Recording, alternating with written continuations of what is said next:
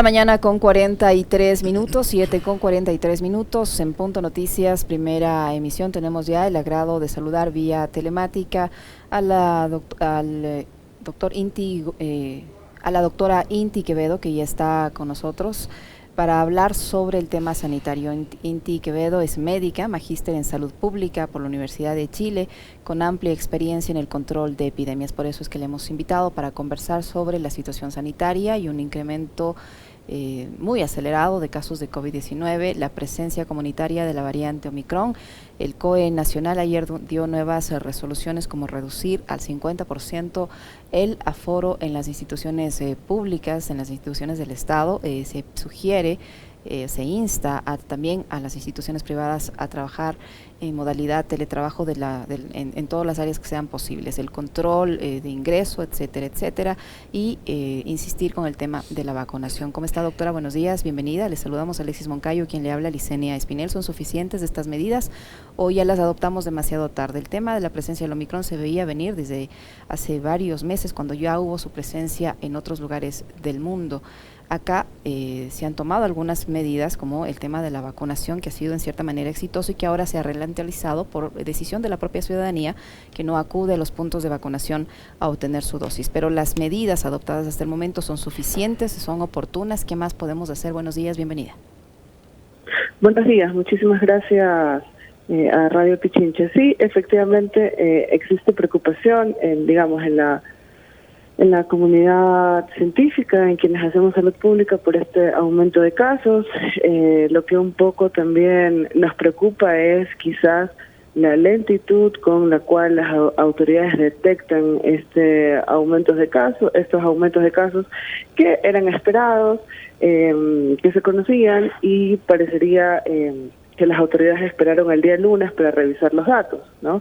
Creo que eso es lo que más preocupa, porque luego de más de un año de la pandemia, los sistemas de vigilancia en el Ecuador no han podido ayudar a predecir, a detectar con anterioridad los escenarios en los que se va a encontrar el país. Eso es lo que más preocupa, y se pierde tiempo para efectivamente tomar medidas, ¿no? Entonces, por eso es importante que la autoridad sanitaria pueda compartir la información a tiempo, antes de estos feriados, antes de la Navidad, antes del feriado de fin de año también, para que la ciudadanía sepa cuál es la situación epidemiológica del país y se pueda cuidar. Es decir, es muy tarde, ya el día lunes, decir, ¿saben qué? Estamos con este aumento de casos, con esta positividad, por lo tanto se disminuye el aforo. Yo considero, en mi opinión, que esto podía habérselo hecho con anterioridad. ¿Cómo está, doctora? Muy buenos días, feliz año.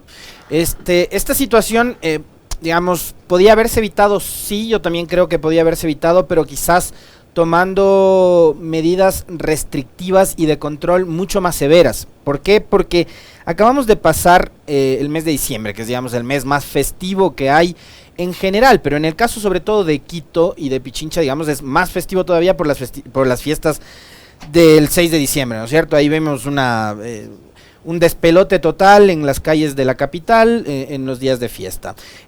Se tenía que haber tomado decisiones previamente a esto, porque, digamos, era previsible lo que iba a suceder.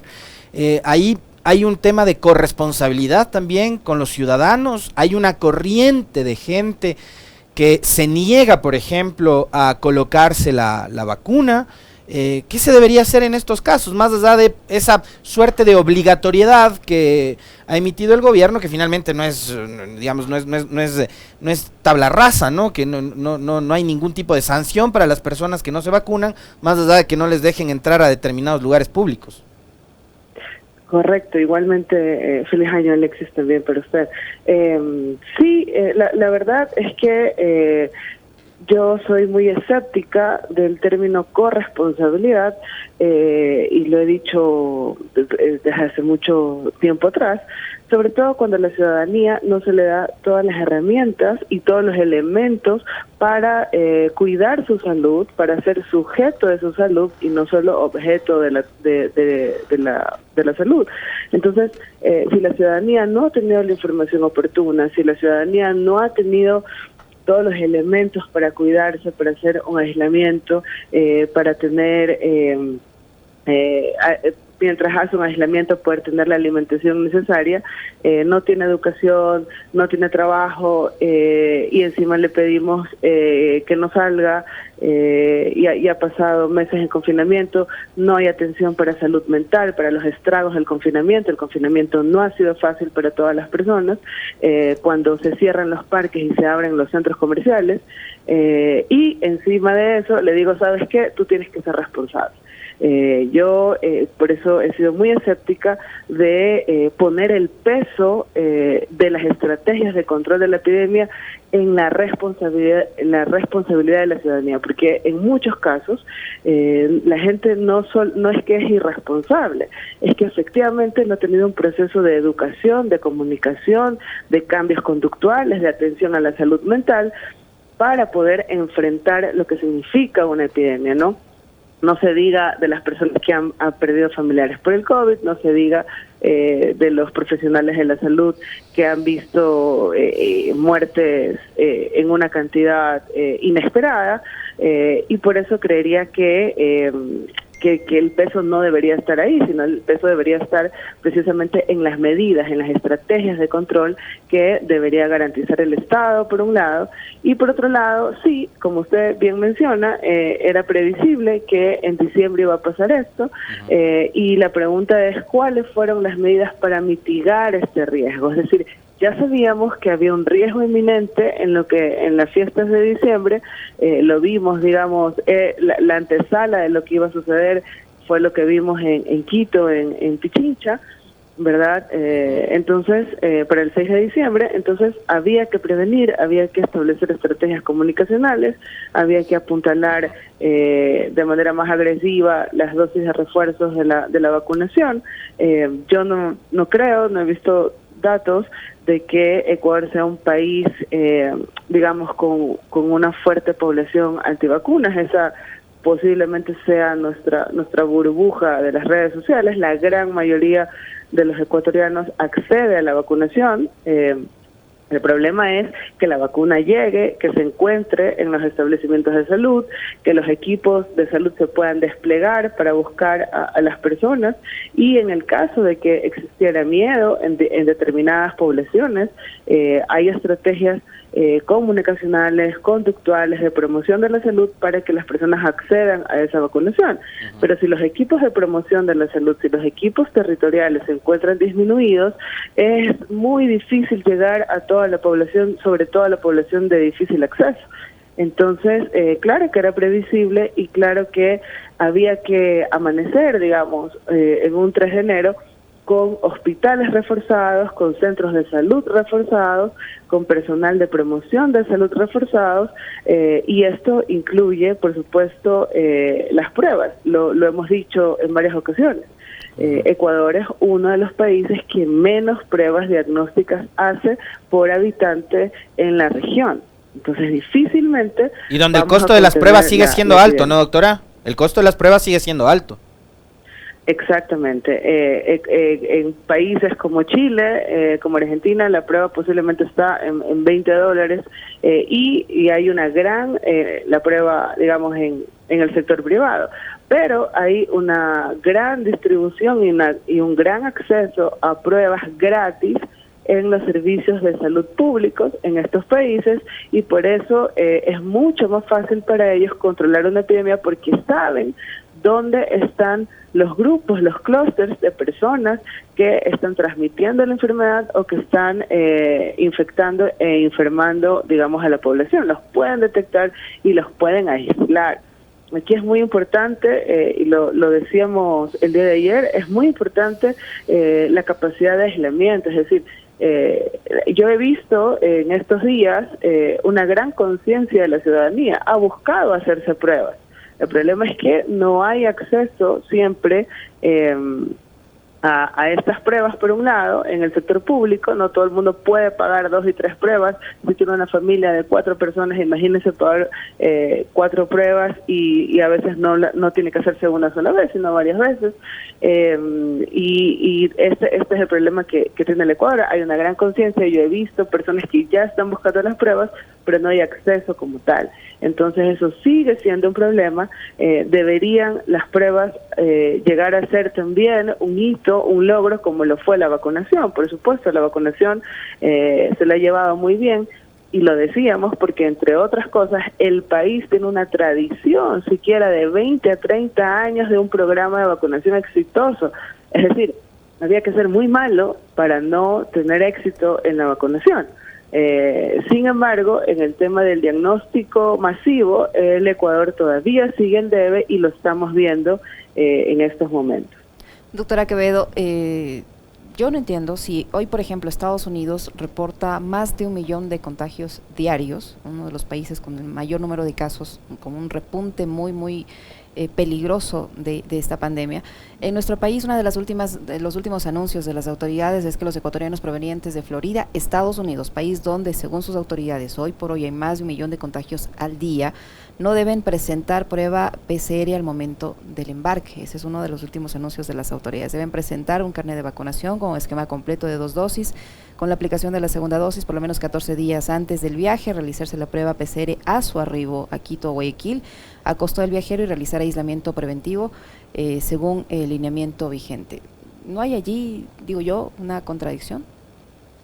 Sí, no, hay algunas medidas que no se entienden. Por ejemplo, cuando se notificó la variante Omicron y se la notificó en Sudáfrica, en un país africano, precisamente por su capacidad de detección, entre otras cosas, porque si no la detectas, si no la buscas, no la vas a encontrar. Y sin embargo, lo que hicieron algunos países, entre esos Ecuador, es cerrar las puertas a los países africanos donde se había detectado la variante, cuando ya sabemos que esas medidas restrictivas han sido bastante inútiles a lo largo de la pandemia. Es decir, un virus que apareció en Wuhan a finales de diciembre estaba en Ecuador ya a inicios de marzo.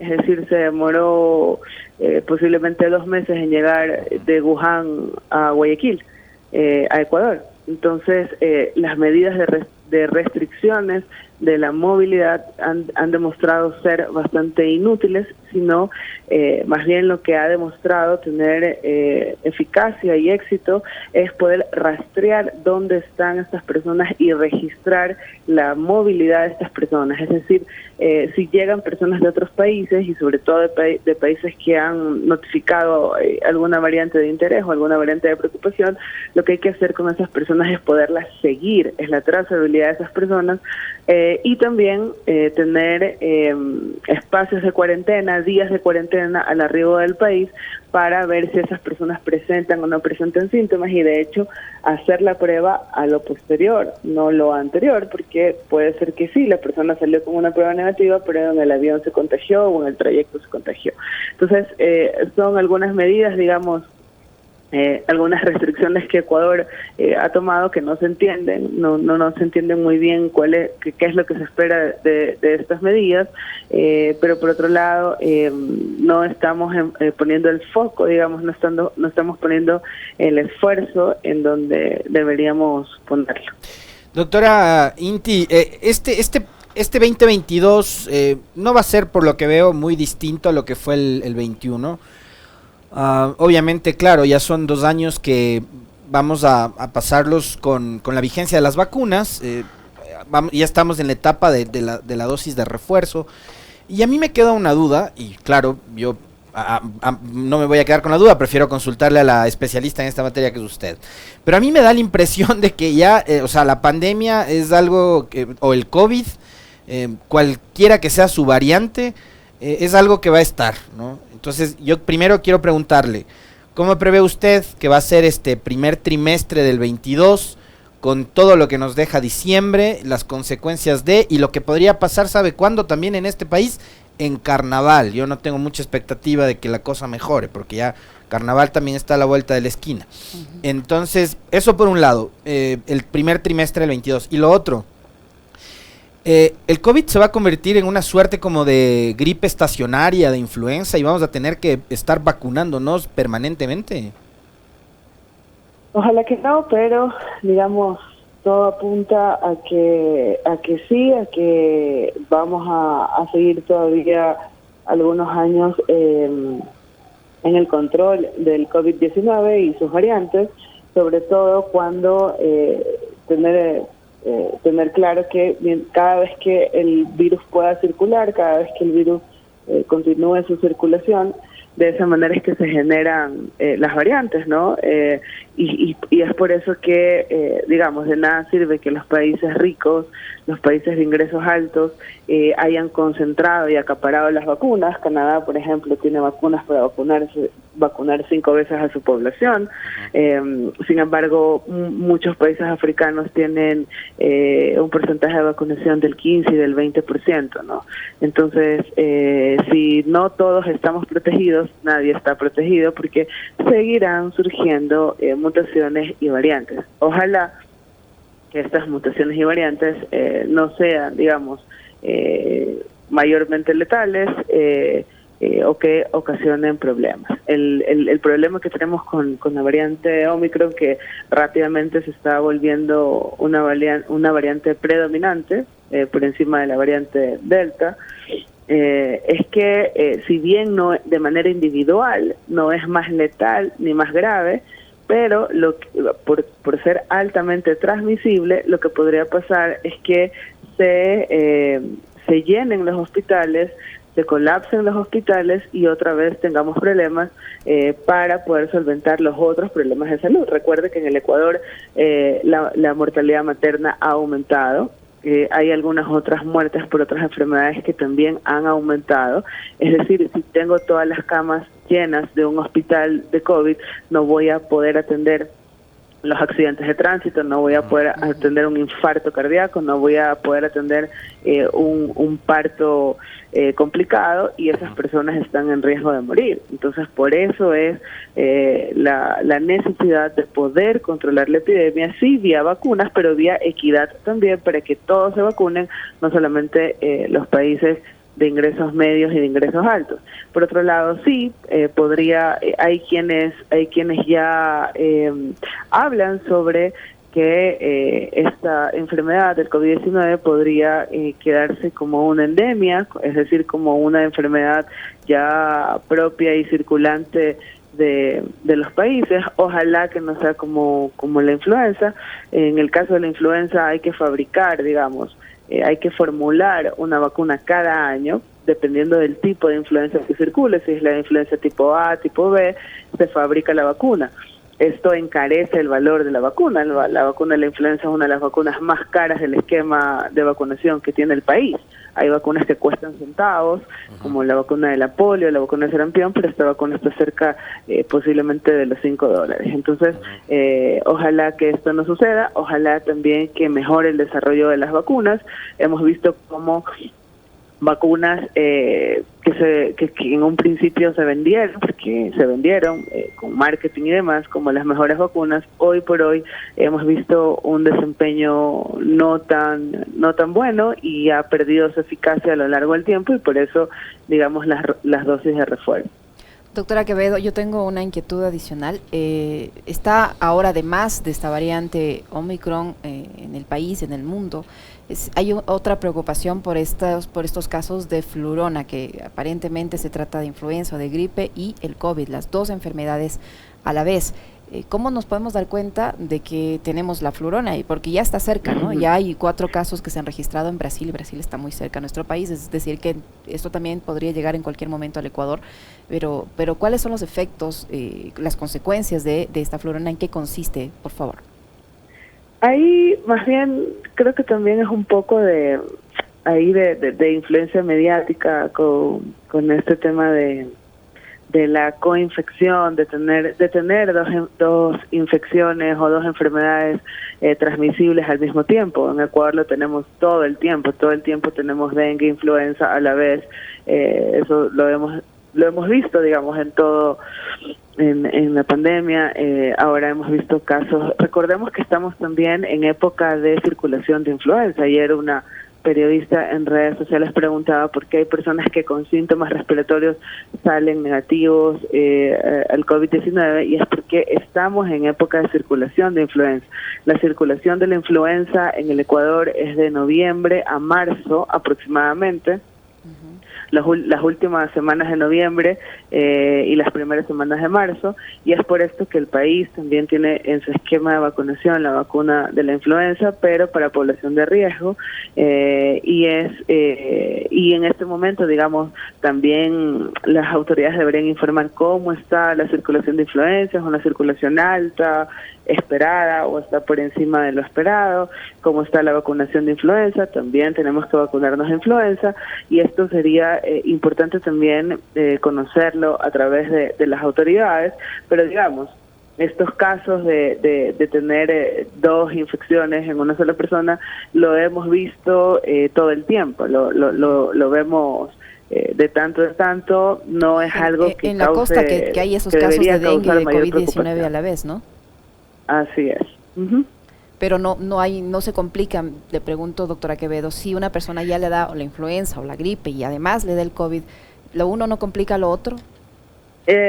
Más bien la complicación está dada por otras variables de la persona, es decir, si son personas adultos mayores, lo que ya hemos conocido, si son personas en el caso de la influenza, si son personas que se encuentran en el extremo de la vida, es decir, si son mayores o si son niños. En el caso del COVID, si son mayores, si no están vacunados, si tienen obesidad, si tienen problemas, si son fumadores, si tienen problemas pulmonares, si tienen problemas cardíacos. En estas personas puede tener un mayor riesgo y deben ser sometidos a un control estricto, precisamente para evitar un desenlace fatal. Uh-huh.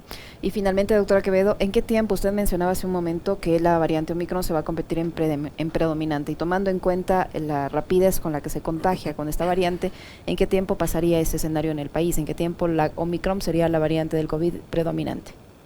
Bueno, para empezar deberíamos poder tener, mayores secuenciaciones, es decir, mayores pruebas para saber cuántos casos realmente aproximadamente están circulando. Personalmente no creemos que los casos que han reportado sean los únicos casos que existan, son los casos que han podido captar. Y aquí, digamos, el Ecuador como país tiene un laboratorio público, un laboratorio de referencia muy bueno, que ha tenido siquiera de 10 a 15 años excelentes diagnósticos, es decir, su concordancia con el CDC de Atlanta y otros centros colaboradores de la OMS han sido muy buenos. Es un equipo que tiene mucha experiencia, confío mucho en esos resultados, pero de ahí a que tengan, a tener la capacidad de hacer esta búsqueda, porque finalmente el laboratorio lo que hace es procesar la muestra que le llega, pero quien capta y quien hace la búsqueda son los equipos que se encuentran en los hospitales, que se encuentran en los centros de salud, porque ahí es a donde llegan los pacientes, de ahí es donde se toman las muestras, y de ahí es donde deben entregarse las muestras al laboratorio de referencia, que es el INSPI, para que ellos hagan esta secuenciación y poder decir, ¿sabes qué? Tenemos en tales lugares tantos casos con la variante Omicron. Sin embargo, la captación de estos pacientes, que es la que se hace en los hospitales y en los centros de salud, es la que posiblemente no esté de la mejor manera, y por eso no se haya secuenciado el número suficiente de casos de esta variante. Por lo tanto, es decir, podríamos decir que Chile automáticamente, luego de encontrar unos pocos casos, encontraron ahí sí la explosión y las cadenas de transmisión de la variante Omicron, y ya la declararon transmisión comunitaria. Eso no ha sucedido en el Ecuador y creo que es más bien por un problema de búsqueda, de la capacidad de búsqueda que tienen, más no un problema de procesamiento. Es decir, el procesamiento creo que es uno de los mejores de la región, eso sí, pero la capacidad de captación de la variante de estos casos es la que no es muy buena y por eso seguimos con estos poquitos casos. Entonces, si seguimos con estos poquitos casos, podremos estar algunos meses diciendo que no tenemos transmisión comunitaria y que no es la variante predominante, pero otra vez esto es prueba dependiente, es decir, si no buscamos, no vamos a encontrar. Muchísimas gracias, doctora, por su tiempo, por la información que nos ha proporcionado la doctora Inti Quevedo, médica, magíster en salud pública por la Universidad de Chile, con experiencia en control de epidemias, que ha estado con nosotros. Feliz año, muchísimas gracias. Muy amable. Muchísimas gracias a ustedes, un saludo.